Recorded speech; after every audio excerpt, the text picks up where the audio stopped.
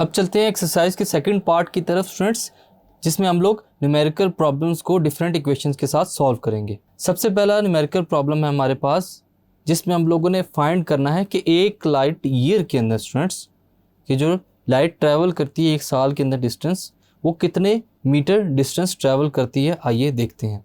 A light year is the distance light travels in a 1 year. How many meters are there in 1 light year. Speed of light हमारे पास given है students 3.0 multiply by 10⁸ meter per second. आइए solution की तरफ बढ़ते हैं। Speed of light हमारे पास गिवन है जो v से डिनोट की जा रही है, जिसको हम लोग लिखते हैं 3.0 multiply by 10⁸ meter per second. Time travel को हम लोगों ने कैलकुलेट करना है, जो कि किसके इक्वल है, t के, जो कितना है 1 ईयर। और एक साल के अंदर स्टूडेंट्स कितने डेज होते हैं, 365 डेज।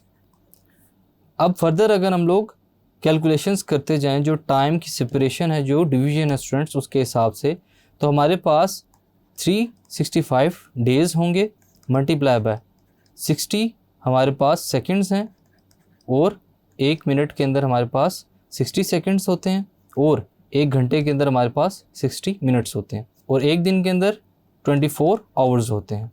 तो इस सब को आपस में मल्टीप्लाई करने के बाद हमारे पास स्टूडेंट्स क्या आ जाएंगे, टोटल अमाउंट ऑफ सेकंड्स।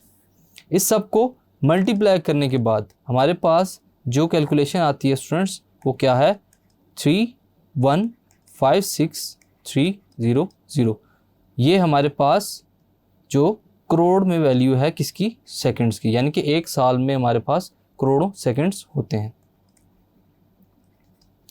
अब फर्दर अगर हम लोग इसको साइंटिफिक नोटेशन यानी कि स्टैंडर्ड फॉर्म में चेंज करना चाहें, तो डेसिमल पॉइंट को लास्ट से हम लोग फर्स्ट नॉन ज़ीरो डिजिट के बाद ले आएंगे। तो हमारे पास क्या बनेगा, 3.15 मल्टीप्लाई बाय 10⁻7 सेकंड्स। ये हमारे पास टाइम की कैलकुलेशन है। फर्दर अगर हम लोग स्टूडेंट्स डिस्टेंस की बात करें, तो हमारे पास डिस्टेंस को कैलकुलेट करने के लिए जो इक्वेशन है स्टूडेंट्स, वो क्या होगी, S is equal to VT, simple equation. इसके अंदर जब हम लोग वैल्यूज़ को पुट करेंगे, तो S is equal to, S distance के लिए यहाँ पर हम लोग पहले V की वैल्यू पुट करेंगे। V क्या होगी 3.0 मल्टीप्लाई बाय 10⁸, और T टाइम हमारे पास कितना है 3.15 मल्टीप्लाई बाय 10⁻7।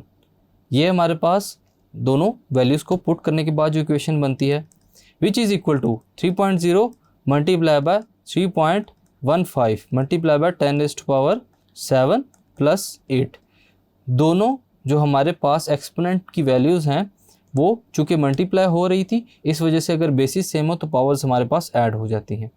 पावर्स ऐड होने के बाद स्टूडेंट्स हमारे पास जो डिस्टेंस बनता है वो कितना है 9.4 मल्टीप्लाई बाय 10⁻15 मीटर्स। इस टाइम के अंदर वो इतना डिस्टेंस ट्रैवल करती है। Thank you.